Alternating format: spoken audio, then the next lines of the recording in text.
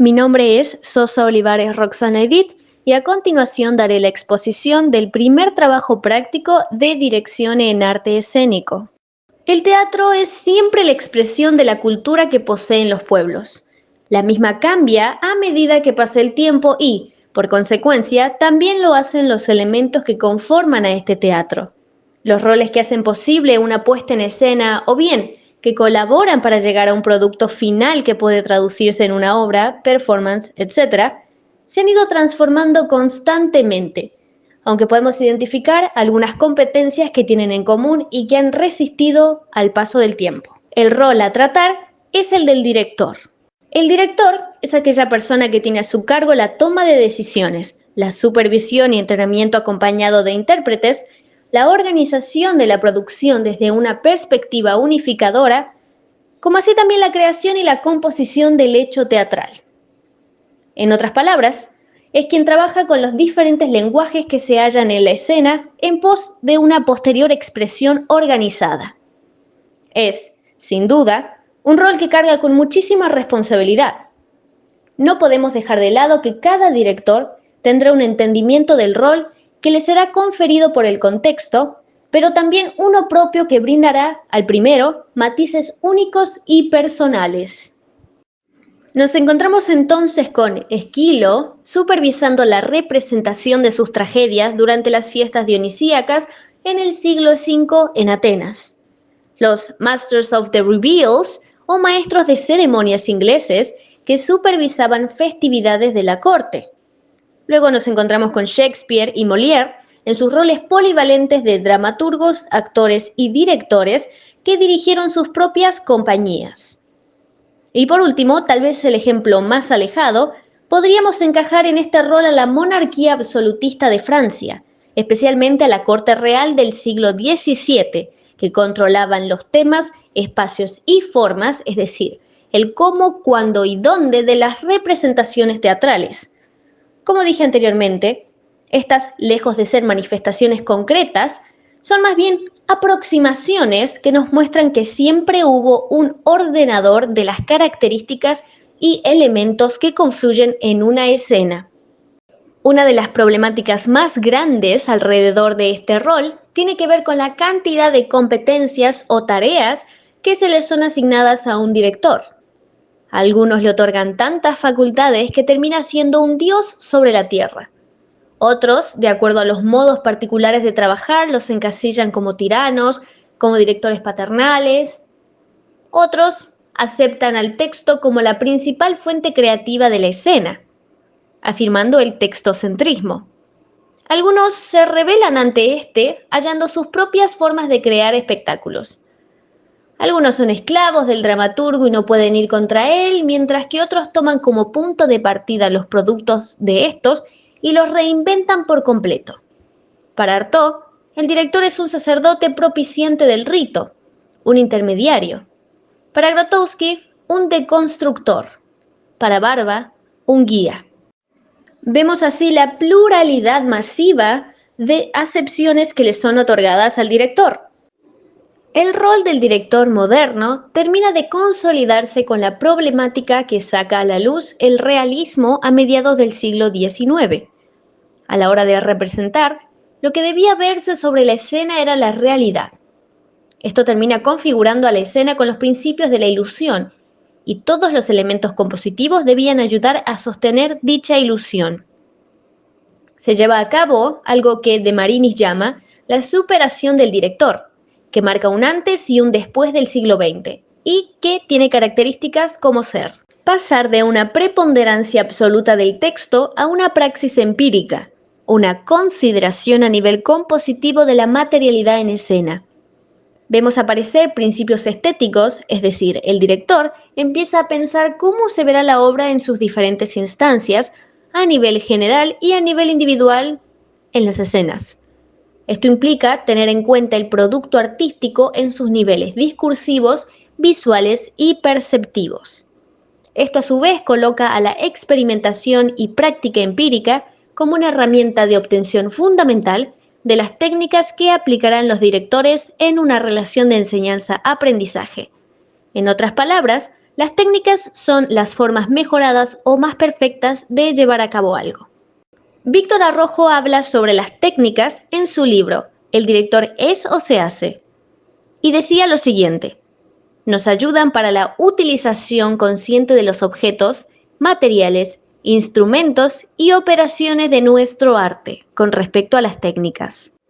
Otro acontecimiento importante del siglo XX es el establecimiento del teatro de texto, lo que quiere decir que este aislamiento genera un entendimiento de que esta, a pesar de ser una forma predominante de hacer teatro, no es la única. André Antoine expone con respecto a ser director después del siglo XX. No consiste solamente del aspecto material del espectáculo, sino también en la interpretación y el propio sentido de la obra representada.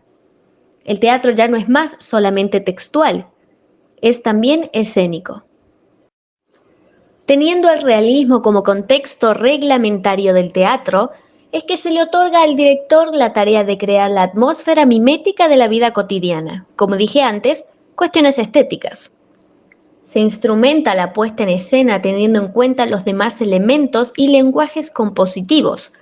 Algunos, como Stanislavski, postulaban que la escenografía, utilería y demás aspectos debían potenciar la actividad interpretativa y no opacar al actor. Otros generaban una relación entre estos elementos un poco más paralela e igualitaria, pero todos llevaban a cabo ese proceso en el cual integraban en el panorama de la representación a las demás materialidades estéticas.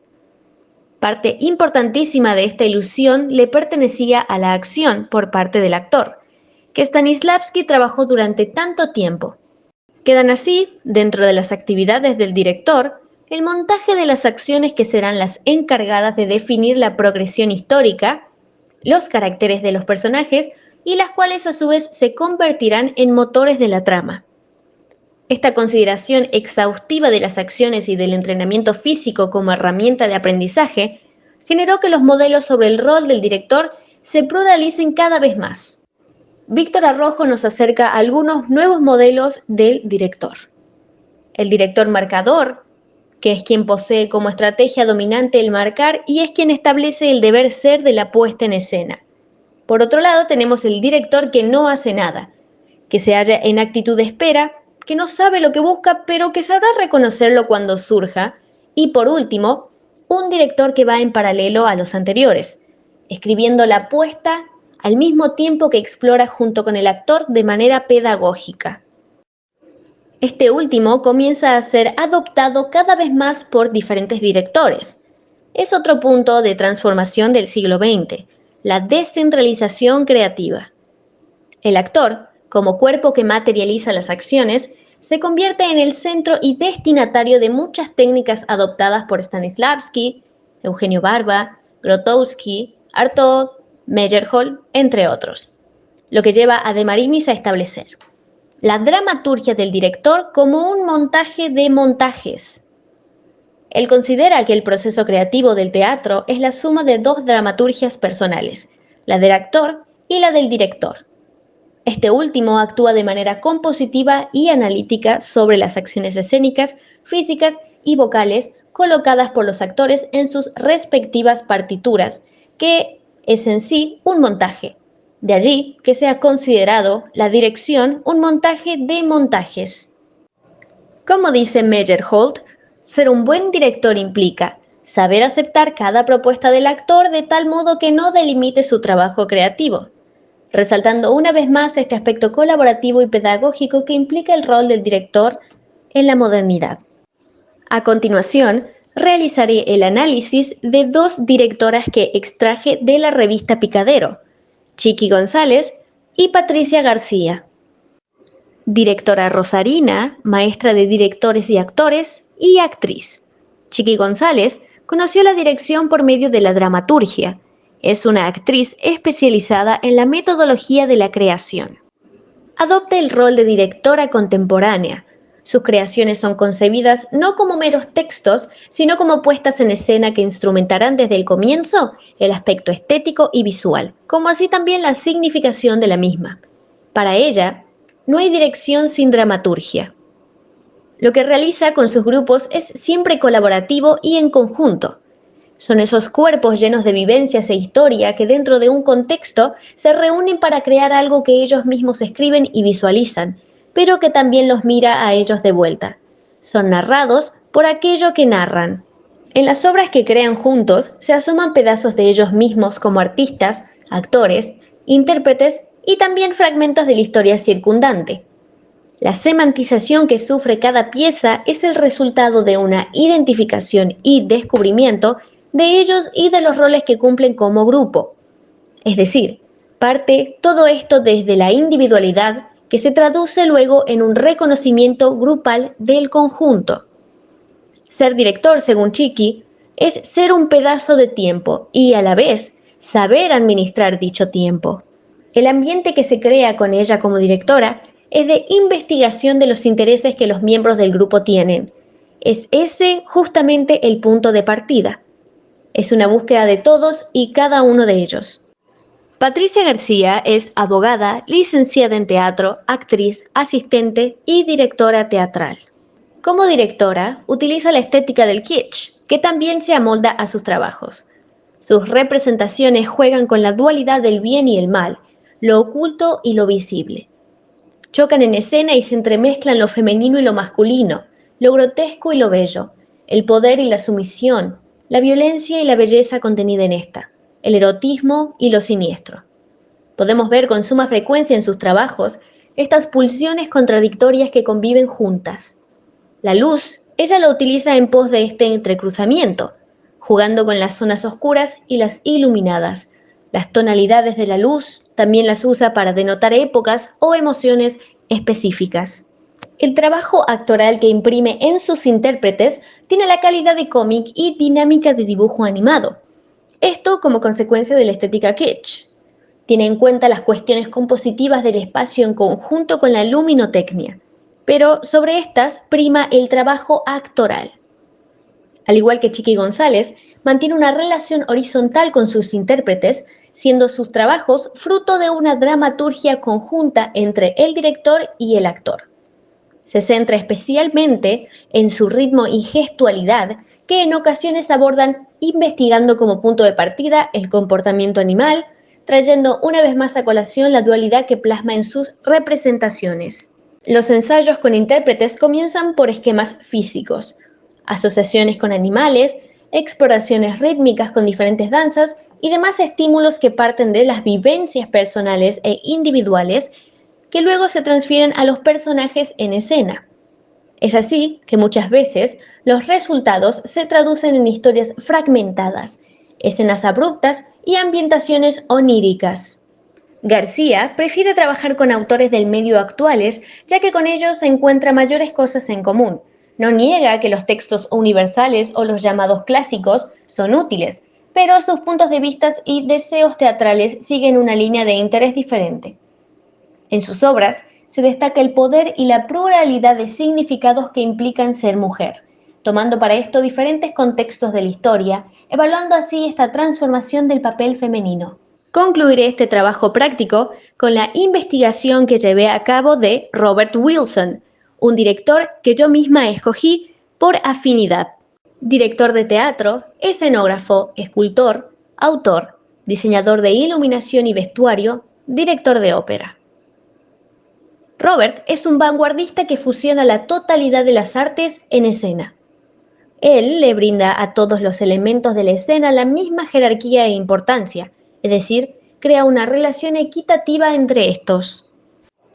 Wilson tuvo su primer contacto con el teatro a través de la arquitectura y la pintura, por lo cual desde siempre él ha considerado al teatro desde el punto de vista de la puesta en escena, teniendo en cuenta sin falta todos los aspectos estéticos que se fusionan en sus obras. En su forma de trabajar, considera cada una de las partes de la escena y condensa en ella la pasión que tiene por la pintura, la luz, la música, la escultura, la arquitectura y el movimiento para dar como resultados montajes que se destacan por su belleza compositiva. Muchos comentan que sus obras son pinturas en movimiento. La intuición es el motor que mueve la creatividad de este director. Es así que el título de vanguardista no le parece correcto. Comenta que nunca me propuse crear una nueva forma de hacer teatro, sino que solo hizo lo que le parecía correcto. Aún así, esto no quita el hecho de que sus aportes a la escena fueron muy innovadores. Rediseñar los conceptos de espacio, tiempo y acción llevan a este director a crear representaciones que exceden los límites pensados para la escena. Lo que él hace es experimentar constantemente con los usos de estos elementos compositivos. El tiempo para Wilson. El tiempo cronológico, lineal, convencional, deja de tener lugar en el teatro de Wilson. Esta nueva forma de concebir el tiempo da como resultado representaciones en las cuales se ve completamente fragmentado, presentado de a pedazos, intercalado o alterado. Las cronologías son reinventadas dentro del marco de las obras y él mismo inventa su perspectiva temporal a través de las acciones de los intérpretes combinadas con el acompañamiento lumínico. No toma en cuenta las tan utilizadas reglas aristotélicas, puesto que sus representaciones materializan más de una trama, una multiplicidad narrativa simultánea. El espacio como tal se reinventa partiendo de principios surrealistas y las acciones de sus intérpretes confeccionan comportamientos que parecen traer a la escena una atmósfera fuera de este mundo. Esta forma particular de concebir el tiempo dio resultados impensados como ser Civil Wars, una ópera de su autoría que estaba pensada para durar 12 horas, A Mountain in Gardenia Terrace, 7 días, The Life and Times of Joseph Stalin, 12 horas, y Deaf Man Glance, 7 horas. La acción según Wilson. No se puede crear nada partiendo de la nada, sino del propio. En la deriva hacia otras dimensiones del ser se revela fundamentalmente que la singularidad del creador es el origen mismo de su creación. En muchas de sus obras se tratará el contexto sociocultural, como así también se colocarán sobre el escenario hechos que acontecieron en su esfera personal, no sin antes darles un tratamiento simbólico, de modo que todo aquello que se vea pueda tener diferentes interpretaciones, las cuales Wilson deja en manos de los espectadores. Según él, lo que hacen sus obras es abrir la mente. La forma particular en que sus intérpretes se desenvuelven en la escena tiene mucho que ver con las vivencias que este director experimentó a lo largo de su vida. Cuando él era joven, padecía de una tartamudez severa. La bailarina de ballet Beard Hoffman logró curarlo mediante un proceso de ralentización rítmica de sus movimientos corporales. Nació de esa manera la estética de la lentitud que tan particularmente marca el accionar de sus intérpretes.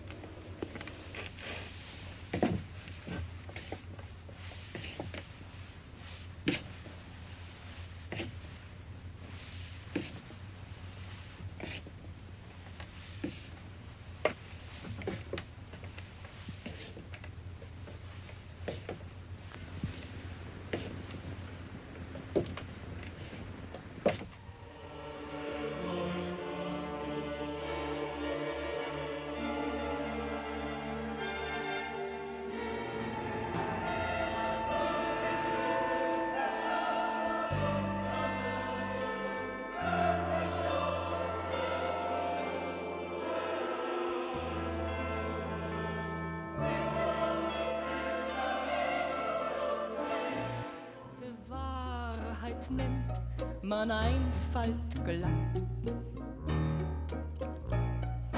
und Gutes Schlechteste.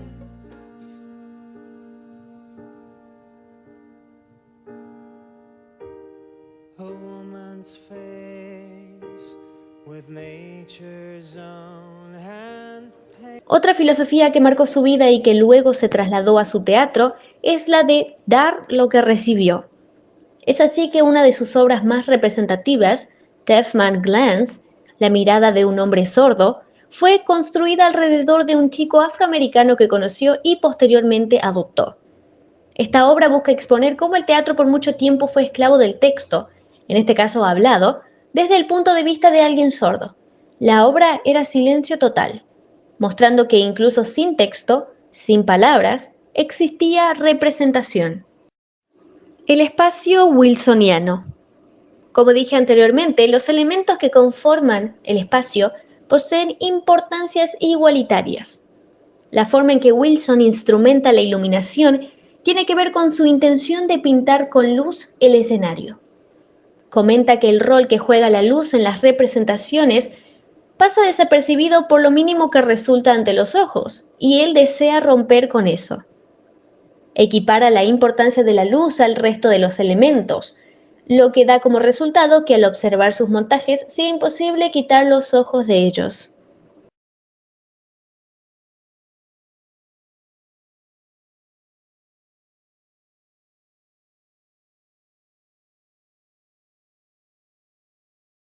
Los espacios creados por este director se desprenden por completo de la convencionalidad. Visualmente hablando, el lugar de representación carece de una época o referencia que permita ubicar ese espacio o reconocerlo.